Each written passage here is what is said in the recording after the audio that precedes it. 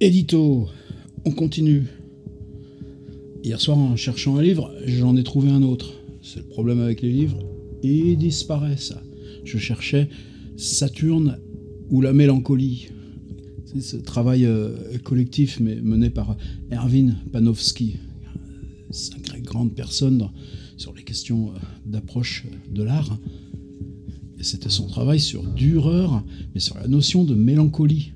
Là, je voulais revenir sur cette notion de mélancolie. Pourquoi t'es chargé de ta force, t'es chargé de tes aspirations, et en face, c'est pas que tu renonces face à l'obstacle, c'est que l'obstacle ne laisse pas prise à sa propre désagrégation. Et dans l'approche de la mélancolie de Dürer par Panofsky, c'était centré là-dessus. Je l'ai cherché partout. Après, je la regarde. Et finalement, c'est plus disponible, ça a disparu. L'histoire des idées s'en va comme le monde qu'elle essaye de rattraper. Tu peux en trouver d'occasion à 90 balles. En tout cas, je n'ai pas retrouvé mon Panofsky Saturne et la mélancolie. J'en ai retrouvé d'autres. J'ai retrouvé Ernst Cassirer, Individu et Cosmos. Ça m'a beaucoup aidé pour Rabelais. Puis j'ai retrouvé ce bouquin, les photographies de Lucien Clergue sur Saint John Perse. Et finalement, c'est pas si loin de ce que je compte faire aujourd'hui. J'ai un énorme respect pour Saint John Perse. Évidemment, c'est une langue. Alors, tout le temps, je reviens à la langue de Saint John Perse. En même temps, c'est le symbole même du grand écrivain, le monsieur de la Haute, dans son texte Exil, sur lequel on fait plein d'ateliers d'écriture. Et je continuerai. Ceux qui, vous savez, les ceux qui sont chargés d'une responsabilité individuelle en temps de catastrophe, ceux qui veillent à l'assainissement des grandes villes, ceux qui vont marquer la mer en blanc sur les récifs, etc., etc. C'est un des textes essentiels, fondamental. Est-ce qu'il y a une L parmi les îles? Non, il n'y en a pas. Alors, l'autre jour, par exemple, on avait fait cet atelier, c'est en ligne là, sur le site, là, ça s'appelait quoi, le cycle avant, peut-être pousser la langue. Ben, on l'avait fait au contraire. Allez, on fait avec des L, que des L. Alors, c'est le problème aussi. Avantage positif, bon, on est dedans. C'est important pour moi, la table de travail de Saint John Perse. Ses livres, ses pots à crayon, ses dictionnaires, les cartes, plein de cartes, la lampe de bureau, alors que moi, comment vous pouvez mettre une lampe de bureau dans tous ces trucs? C'est pas le propos. Donc j'ai cherché mon Saturne et la mélancolie, et j'ai eu un truc qui m'est venu par Instagram, tout hier soir, alors que j'allais fermer mon truc, classique, et un autre truc, juste comme je passe sur mes infos, machin comme ça, en prenant les mails du matin, et je blink. Les deux travaillent sur la même chose. Je commence par le truc de ce matin. Il y a un signe phonétique qui est le E. Hop là, au lieu de faire le E comme ça, vous le faites. Attends, est-ce que je vais y arriver? Ça, c'est le E. Donc, ça, c'est le E, comme ça. Et il y a un nom particulier, je sais pas comme ça, je sais pas comment ça se prononce, qui indique en phonétique un E neutre. Alors tant mieux, moi je ne fais pas des choses savantes comme ça. Alors c'est une petite boîte d'édition minuscule qui a eu l'idée de réintroduire ce E typographique retourné pour dire que dans ce cas-là, c'est un ni masculin ni féminin. Il, elle, il, i, gal. Mais évidemment, il n'y a pas de prononciation. Simplement, tu réapprendrais à prononcer a, i, a, ou. Bon, pourquoi pas? De l'autre côté, hier soir, c'est un petit message sur Instagram. Et c'est là où je voudrais parler 5 minutes de l'écriture inclusive. Alors, c'est pas pour chercher la polémique, parce que alors, si cet édito, c'était pour dire « Allez, aujourd'hui, on attaque, on canard en chienne, on Mediapart, on poubelle part, etc. » Non, ça, c'est pas mon truc. Mais alors, pas du tout. L'humour, c'est pas mon truc. Pas du tout. Par contre, l'écriture inclusive, c'est important. Et c'est clivant. C'est-à-dire, c'est pas l'histoire du E à l'envers de la petite maison d'édition qui comptait. C'est que ce site d'infos professionnel, là, que je regarde vite fait, parce qu'il y a peut-être 1 sur 10 qui est intéressante, mais bon, au moins, t'es un petit peu au courant de ce qui se trame. tout de suite, tu avais les commentaires. Et le premier commentaire, c'est quelqu'un qui s'est levé entre 5h du mat et là 7h quand je regardais, pour dire « Bordel, les Français savent même pas conjuguer leurs verbes et ils veulent... » pas qu'on le cite, mais l'idée de mettre ce « bordel », déjà ça classe. Et le bonhomme, mais ça classe tout de suite les enjeux, quoi. Le féminin au bordel. Remarque, Proust aussi au bordel. De garçons, mais justement, ça pose bien le problème. Alors, c'est ce truc-là qui m'a fait tiquer, quoi. C'est-à-dire, vous essayez d'avancer un petit peu de réflexion, un petit peu de vous changer, vous, par rapport à une exigence, c'est-à-dire là où l'inconscient collectif de la société, et donc son expression dans le langage, évidemment, à avancer. C'est-à-dire, à nous, la responsabilité de faire que le langage suive intentionnellement. On verra ce qui se prend. Par exemple, l'Académie française, il faut dire la Covid. Tout le monde dit le Covid. L'usage va trancher contre ceux qui ont prétendu trancher. C'est pas la question. Mais il faut bien se poser quand même la question. Régulièrement, dans mes dernières années, il y a toujours des mails à faire à un groupe d'étudiants. Je vais revenir sur tout de suite le problème que ça pose. J'ai appris systématiquement à ce que mes mails respectent une forme d'écriture inclusive. Cher.e.s, sami.i.e.s. Et évidemment, c'est lourd, évidemment, ça charcute. Et évidemment, si on est amoureux de la typographie, ça choque typographiquement. C'est-à-dire, la typographie, c'est... Moi, j'ai appris ça aussi de gens comme Massin. C'est l'art de retirer les signes, de laisser de l'air aux signes pour que ce qui passe, ce soit la voix. Alors, ce point qui charcute et qui dit « je décortique », alors on peut travailler sur comment est ce petit point. Le point, il a une histoire, j'en parlais l'autre jour. C'est vers l'an 1000, les scribes qui commencent, les scribes qui calligraphient en recopiant les manuscrits, qui commencent à insérer un tout petit truc extrêmement discret entre deux mots pour signaler où est la séparation entre deux mots, puisque la notion de blanc ne leur est pas, d'espace entre les mots, ne leur est pas accessible. Donc le point inclusif, même dans son idée très neutre, très minuscule, c'est-à-dire que le point de fin de phrase c'est une chose, et le point d'inclusive i.e.s, il peut être une toute petite nuance. Donc c'est pas forcément une question de décortiquage et de continuité. Qu'est-ce que ça m'a changé, moi, l'écriture inclusive, de la pratiquer? C'est que la question est toujours présente. C'est-à-dire qu'elle est présente, y compris quand tu es dans ce qu'incarnerait Saint John Perse, c'est-à-dire ton écriture lyrique, ton écriture littéraire, la poétique de ton écriture, même si je ne suis pas poète et que je suis prosateur, et l'attention permanente à comment, précisément, ces distinctions, si tu repousses à l'extérieur cette espèce d'inconscient du masculin dominant, il n'y a pas de problème, Claudel ne se posait pas la question, pour prendre quelqu'un de contemporain de Saint John Perse, et nous, on l'assume, cette question, et on l'assume avec fierté. Mais qu'est-ce que ça change pour nous? Qu'est-ce que ça change, y compris dans notre propre rôle et par rapport à nous-mêmes? Allez, vous savez que tout ça, c'est extrêmement structuré, cette règle, par exemple, du masculin dominant. Ou si l'adjectif ça rapporte à plusieurs mots, eh bien, c'est celui qui est masculin dans la liste. Il suffit qu'il y ait un masculin et 10 féminins, l'adjectif s'accordera sur le masculin. On l'a remplacé par une règle de proximité. C'est-à-dire l'adjectif s'accorde sur le genre du nom qui lui est le plus proche. Donc là, vous pouvez travailler en fonction de comment vous souhaitez que soit la nuance de votre adjectif.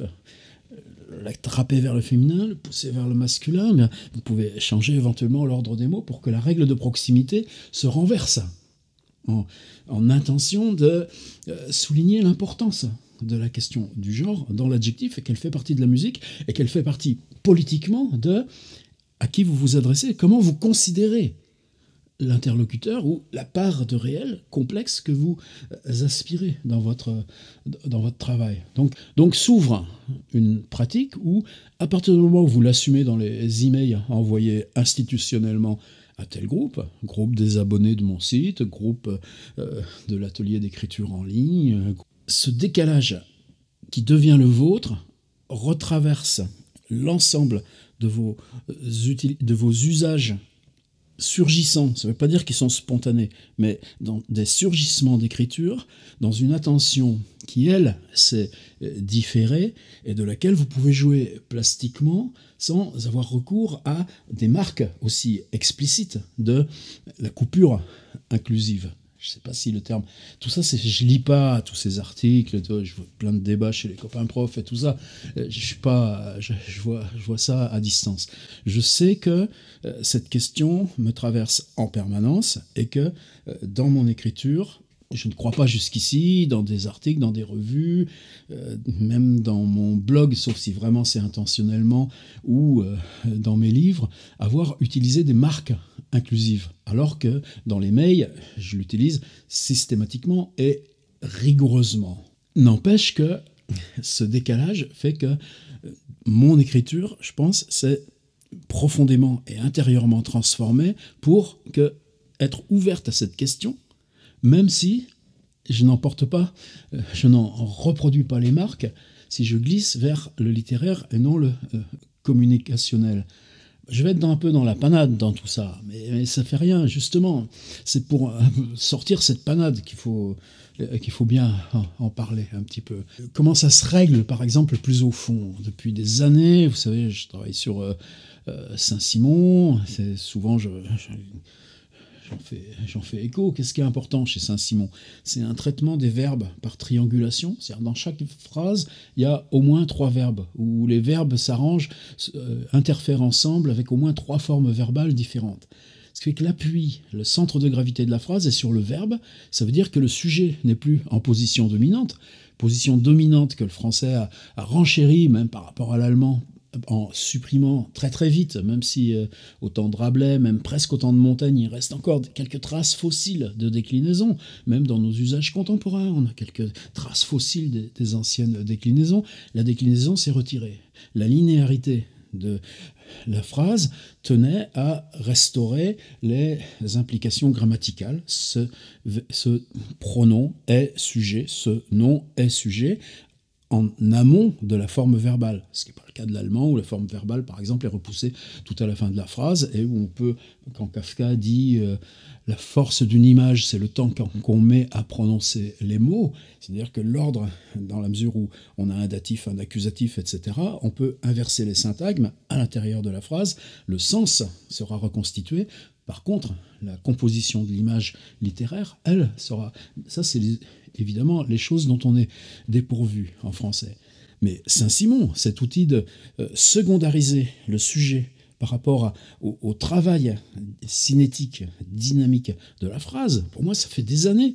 Et je pense que ça m'a profondément déplacé dans mon recours à la langue. Alors, c'est pas une question de genre, là. C'est une question que la notion du sujet, qui émerge, disons, fin du XVIe, Montaigne, je suis la matière de mon livre. Là émerge le jeu en tant que matière, et par la médiation du livre. Après, vous avez, avec jusqu'à Rousseau, etc., les Confessions, cette émergence d'une philosophie du sujet qui devient philosophie dominante. Et Adorno, qui vient après Auschwitz, et qui dit, avec Benjamin, qui dit « Dans la ville, la grande ville baudelairienne, balsacienne du XIXe siècle, après Haussmann, il n'y a plus de question de sujet dominant, c'est les classes. » Et Adorno, qui dit, après Auschwitz, est-ce qu'on peut parler de sujet? Et vous voyez, c'est des questions qui interfèrent et qui se règlent grammaticalement. Où je voulais en venir simplement. L'autre truc d'hier soir, c'est une étudiante que j'estime infiniment. Bon, je ne suis plus enseignant après ces 6 ans en école d'art, ça fait maintenant 1 an et demi, c'est loin. Mais quelques étudiants, c'est des rapports qui sont devenus, non pas d'amitié, oh là, ça ce serait se tromper, gravement, mais des rapports de respect qui font que la maturation de l'écriture, c'est long, c'est lent, donc je continue l'attention, et c'est une attention d'égal à égal, j'allais dire. Même si là non plus, tu confonds pas. Ils n'ont même pas l'âge d'être mes enfants. Ça a été il y a 10 ans que mes étudiants avaient l'âge de mes propres enfants. Donc de toute façon, tu as des coupures dans toute projection de figure de cet ordre-là. Mais par contre, sur l'écriture, tu as le droit de parler d'égal à égal. Qu'est-ce qui se trame? Qu'est-ce que eux changent à l'écriture? Alors hier soir, c'était ce petit message Instagram et j'avais jamais repéré ça. Au lieu de dire étudiant, point étudiant.e.s, c'était étudiant.x.e.s. Bon, tout à fait d'accord. Dans les collèges et les lycées, souvent, tu as les toilettes professeurs et toilettes élèves. Et des fois, quand il n'y en a pas assez, toilettes professeurs, c'est mixte. Et puis, toilettes élèves, par contre, c'est garçon-fille. Ben, c'est pas des partitions qui sont aujourd'hui pertinentes quand tu remplis les petites cases des formulaires. Monsieur, madame, mademoiselle, autrefois tu avais, maintenant il n'y a plus madame, mademoiselle, mais ben non, c'est plus compliqué que ça. La société, je crois que dans mes 6 ans en école d'art, profondément et très très humblement, je crois que j'ai une dette aux 3-4 étudiants que j'ai eu à suivre dans leur travail sur eux-mêmes, sur elles-mêmes, parce que la question du genre était la cinétique d'un croisement, d'une transformation. Et que cette transformation, est-ce que dans le récit, tu l'appliques depuis le point d'aboutissement ? C'est-à-dire la légitimité à projeter celle ou celui que tu deviendras et en appuyer ton récit, ou l'exprimer dans le mouvement où tu le fais, et donc le L-il qui précisément va être renversé dans cette translation, y compris que la question, c'est pas si tu traverses une telle expérience et que tu choisis une telle expérience, y compris le boulot qu'on avait à faire en tant que prof, d'aller lutter contre le trafic clandestin de médicaments. Tu te retrouves, toi, qui viens là enseigner l'écriture, à devoir assumer des choses qui, a priori, ne sont pas du tout de ta tâche. Le L-il qui se transforme en L-il, c'est pas parce qu'il est dans ce processus-là que ses points d'énonciation, sa poétique et ses narrations devront avoir pour seul contenu cette chose extrêmement grave et symbolique que toi tu n'as pas affronté dans le cours de ton existence. Donc tu ne vas pas surdéterminer non plus la vision du monde, la façon dont elle tient une caméra ou un appareil photo, de la même façon que même Saint John Perse, par le texte que j'ai cité tout à l'heure, ne pourrait pas être surdéterminé par une masculinité lorsqu'il ouvre Exil par ce travail sur la ville en amphithéâtre sur la mer. Donc hier soir, je parcours toujours ces petites stories Instagram parce qu'elles sont un outil fabuleux de création par justement les CL qui s'en occupent de cette génération qui n'est pas la mienne. C'est tout plein d'intertextes, c'est tout plein de langage graphique, c'est tout plein de transmédia. Et puis, il y a cette interférence par message à l'intérieur, mais ça explique que, pour moi qui ne produis pas de story, sinon ce récit que j'installe et fractionne au quotidien par mes éditos, je ne pratique pas la story Instagram, je pratique une story parole ici, même si même là, dans ce registre, c'est très très vite un peu plus compliqué, mais ça explique que le soir, il y a 6-7 minutes, de la même manière que je lis le journal. Mais un peu plus, puisque le journal est personnalisé. Il y a évidemment plein d'Instagrammeuses, X-reuses, tout ça que je ne connais pas. Inversement, des étudiants que je continue de lire uniquement sur Instagram parce que c'est le média qu'ils choisissent pour exprimer leurs relations quotidiennes et au langage et à l'expérience de vivre et à ce qui dans l'expérience de vivre qui ne se transmet pas parce qu'elle reste dans l'ordre du privé induit des fabrications d'objets, des prises de position de langage, des performances qui elles rejoignent l'espace de l'adresse et de la publication. Ouais, c'est compliqué. Mais tout d'un coup, cette étudiante pour laquelle j'ai... un respect qui est absolu, et je pense séparé de toute possibilité de projection appropriante, il faut le dire comme ça. D'ailleurs, j'interviens même pas, mais je sais que peut-être c'est dans 1 an, dans 2 ans, dans 10 ans, mais je sais que ça va cracher son truc, quoi. Se dire, l'écriture inclusive, par exemple, si je m'adresse à mon groupe... en ce moment, l'école Camondo. J'écris pas cher.amis déjà parce que c'est des étudiants que j'ai pour un temps limité. Et c'est pas des amis, ça risque pas, ça serait une confusion.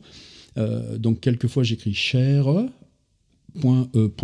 Et si je mets juste cher, ça fait hop là, ça renverse le truc dans une instance un peu secondaire qui fait que je reste dans l'inclusivité, mais elle est dans un statut discret par rapport au contenu qui ensuite s'affirme, et dans laquelle je pense que l'obligation morale d'inclusivité fait que j'utilise beaucoup plus rationnellement une forme de langue qui n'est pas prescriptive ou normative, mais où j'ai pas besoin de forme du neutre, comme l'allemand a son man, ou comme l'anglais. Je ne revendique pas la poussée du neutre dans la langue française.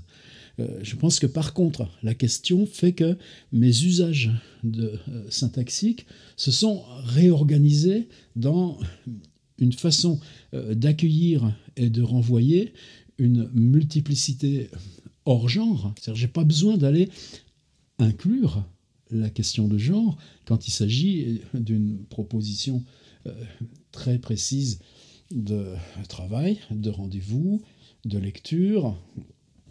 Je m'en tiens là. Ou alors, quelquefois, j'utilise le nom de l'école. Cher.e.s Camondo, le nom de l'école est invariable. Cher Camondo. Et paf, et tu vas dans ton truc. Mais tout d'un coup, me venait à l'idée que si ce lundi, je leur mettais cher.x.e.s, le cherx, serait un appel, une affirmation qui ne concernait pas le travail qu'on avait à faire ensemble. Et que, autant ce petit .e.s, je l'accepte, est-ce que je suis prêt à accepter le .x.e.s? Voilà, c'est tout. C'est juste des questions, je sais que c'est clivant, je sais que dès que tu ouvres ces questions, t'en as plein la patate, quoi. Ceux qui refusent, tout ça. Enfin, bon, c'est pas grave. J'assume là où j'en suis, ce que je fais et l'importance que ça a pour moi. Et évidemment, les questions que ça pose aux frontières. C'est quoi la littérature? C'est les questions du langage qu'on se pose aux frontières. Ça vous irait comme définition?